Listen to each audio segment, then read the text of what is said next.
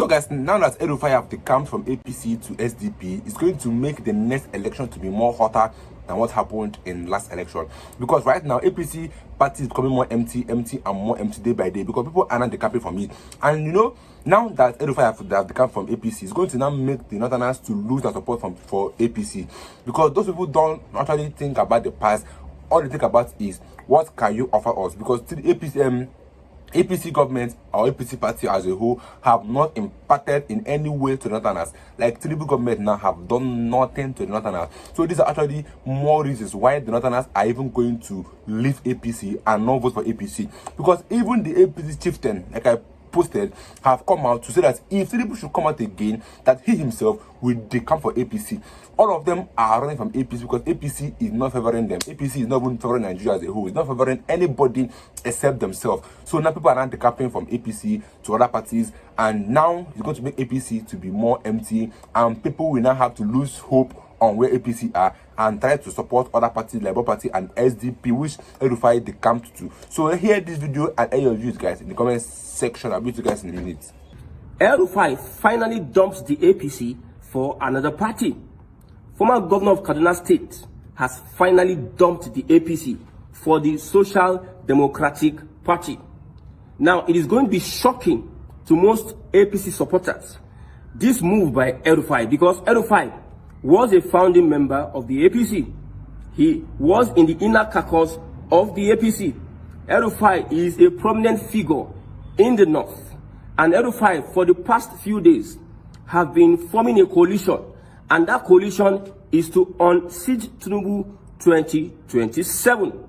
So the report we are having now is that El-Rufai has finally dumped the APC for the Social Democratic Party.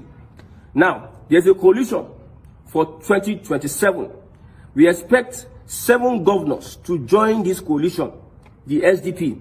We expect Atiku to also join that coalition.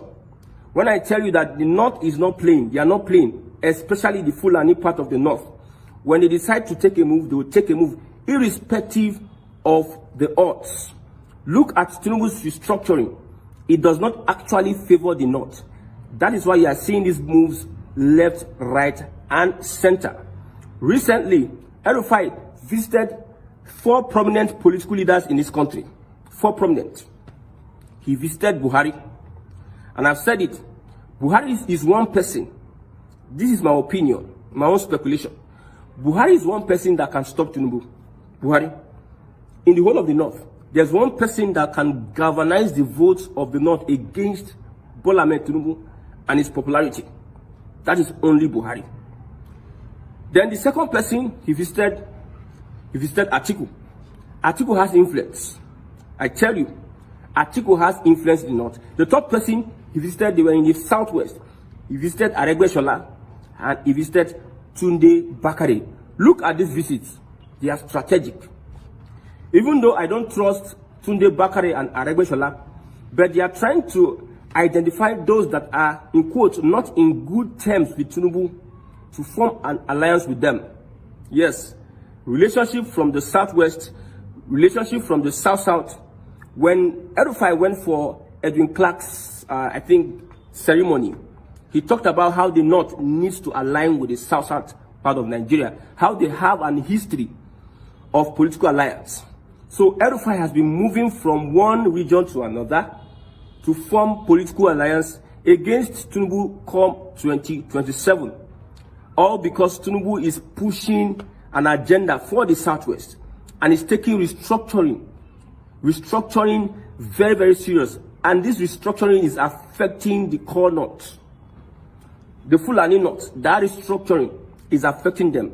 So whatever coalition you are seeing now will be led by El-Rufai, Atiku and co. So we expect 6 governors from northern Nigeria to join in that coalition.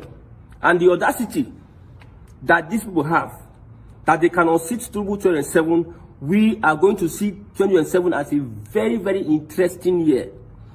2027 will be very, very interesting. The obedient movements, they are organizing themselves. This coalition, because I don't think, my own speculation, I don't think that P2B will be part of this coalition come 2027. See, if you are shocked that El-Rufai has dumped the APC, my brother, you don't know a Fulani politician. You don't know what they can do. They don't just say things they will not want to do. They don't throw banters. They don't whine you. When they are going to do something, they are going to do something. So we expect Atiku to follow suit. That's the next person that we expect to follow suit. We expect Kwankwaso. But if I see Aregbesola, if I see Kayode Fayemi, if I see somebody like Pastor Tunde Bakari in that coalition, man, I will be having reservations. But however, the news is the news that El-Rufai has dumped the APC. What is your take on this particular report? What is your take on this particular report? The most important thing here is that 2027, we are going to see different kinds of politics. Jugular for jugular. I said it, if you are going to win election in Nigeria today, there must be a restructuring of all these arms of government, the police, the judiciary, INEC, these agencies of government, INEC, and the GSS. If you don't look for restructuring, electoral reforms, reforming all these institutions, I've said it, Tinubu is going to spend 8 years. Let me make it clear to anybody who cares. Whatever coalition that El-Rufai and co they are bringing, they must have to sponsor a Southern candidate. Even if you are going to remove Tinubu 2007, Southern presidency must spend 8 years. Southern presidency must spend 8 years. When I talk about the Fulani taking over politics from the north, look at these elements that are moving from one place to another to form coalitions. Atiku is a Fulani. El-Rufai is a Fulani. Kwankwaso is a Fulani. Tell me, Buhari is a Fulani. Tell me one other person in the north that can pull the crowd, the weight that these guys are pulling. This is a Fulani thing. And stopping Tinubu 2027 is their agenda. However they are going to do it, they know that the Southeast already have made up their mind that they don't want anything to have with the Fulani. They know, that's why you will not see an El-Rufai building bridges along the southeastern corridor. They want to go for south-south because they know they can manipulate those people. They are going for southward because they know there are some elements that would not support a Tinubu. They have their own north and they believe through Arewa they can influence so many things. Somebody said the other time that 2027 elections, we are going to man our polling booths. We are going to make sure that APC is voted out. Now, this is what some people are saying prior to the 2027 elections. Tells you a lot about 2027. The one thing that I know, I'm very sure, except you want Tinubu to divide Nigeria, or you want Nigeria to go back to its former state of regionalism, a Southerner must continue for presidency. If this coalition is going to present a Northerner, my brother, my sister, it's not going to be possible for this coalition to go far. In fact, let Obi even run and Obi divide their votes across other lines. If this coalition does not present a candidate from the southern part of Nigeria, my brother, this coalition goes nowhere. The South must complete their 8 years. We know what they did to a Jonathan, although Tinubu's hand is there. We know what the North did to a Jonathan, because they believe that he has spent 2 years of Yaradua. He cannot spend another, so that it will be 8 years. They had to fight tooth and nail. They were threatening. Buhari threatened. They were threatening. El-Rufai threatened. Even Osibajo joined them, threatening because of power, threatening a Southern president. And today, your North, your Fulani North, through Buhari, you did your 8 years, you destroyed the country, you scattered the country. Then you don't want Tinubu to complete. Maybe we all have agreed that it is APC politics we are playing now. We have all agreed. Snatch it, grab it, and run away with it. That is the politics we have agreed to play. So nobody is stopping nobody is stopping Tinubu. 2027.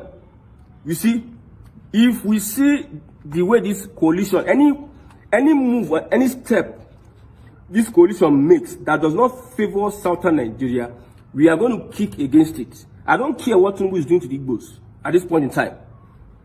My own is the Fulanis. I've said it various number of times. Look at the elements behind this coalition. They are the Fulani. Just mention their name. Look at the elements behind this coalition. They are the Fulani. A Fulani man, a Mieti Allah elder, was given Nigeria's presidency and destroyed the country. They allowed him for 8 years. Nobody said this and this. But under a Tinubu administration, because they decided to give autonomy to the Middle Belt and bring some development into Southern Kaduna and some other parts of the Middle Belt, give the chief of defense staff to a Southern Kaduna person, allow the Middle Belt to breathe. Tinubu under his administration gave the Middle Belt air to breathe. These Fulani guys are running mad. Well, the Middle Belt have said that they are not going to be part of any coalition that has to do with the Fulani. Political Fulani. Yes, political Fulani. And I believe this move that El-Rufai has taken is going to tell a lot on his political future. I don't know what he knows. I don't know what is giving him that courage that he can form a coalition and they can stop him. But I don't know, because all of them are them. Look at them. Now them be founding father of the APC. Now they run the election.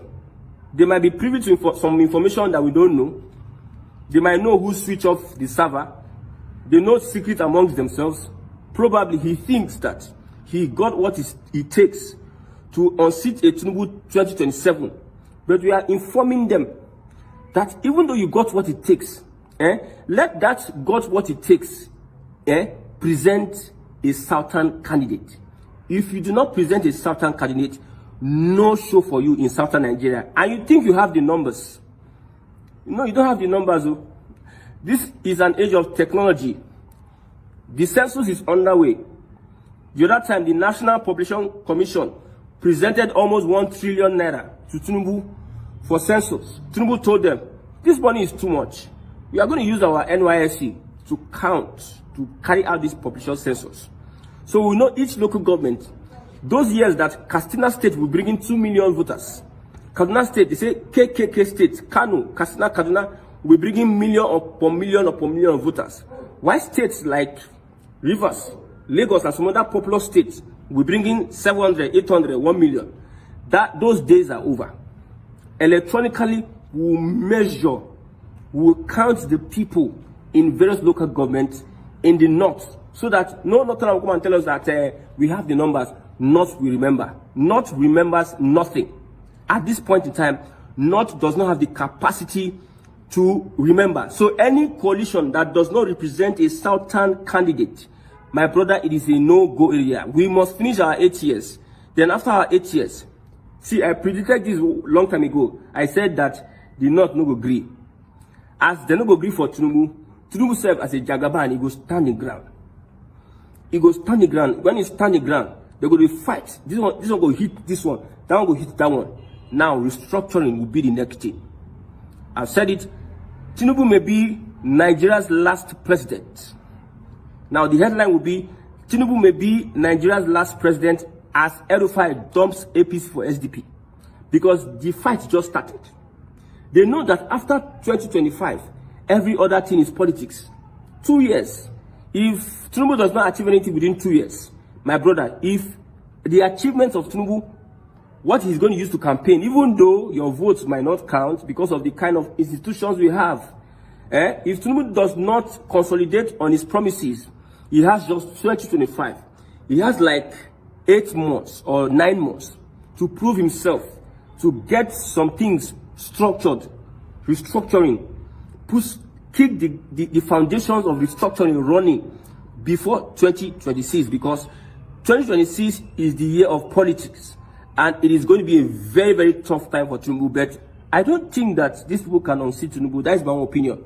I've said it. If you're watching this broadcast, put down your opinion. Let's see. What is your take on this matter?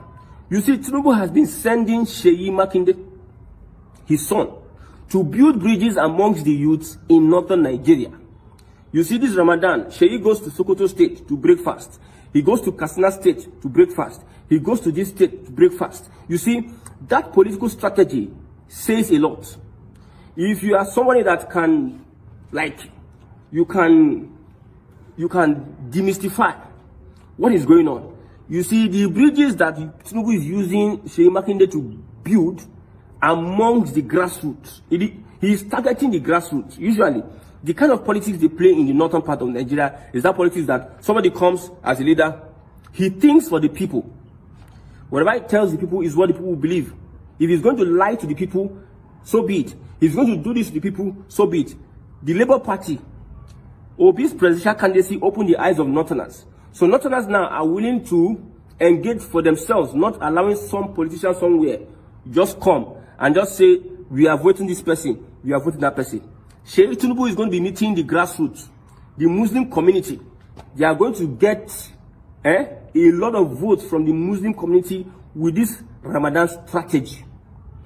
Seyi Tinubu is building bridges with the new kids on the blocks. Last time he went, I think, to Kano State. Is it Kano State? I saw the son of the governor. Yes. I saw the son of the APC chairman and the son of Tinubu. They were together. They were dancing and they were making merry. These are political strategies by Tinubu. So Tinubu is somebody that I've seen that he thinks ahead. How he was able to cripple the Labour Party, cripple the PDP, is something we need to study. I said the last time that I'm learning politics from Tinubu. Somebody said that I'm not learning anything, I'm learning. See, politics is politics. If I'm a police officer and I don't know how a criminal thinks, how will I catch a criminal? So even though he's playing criminal politics, so I'm understanding these moves and these moves are the kind of things they do to get this kind of results. So that's what I'm learning. Tinubu plays ahead. He plays ahead, infiltrate his men.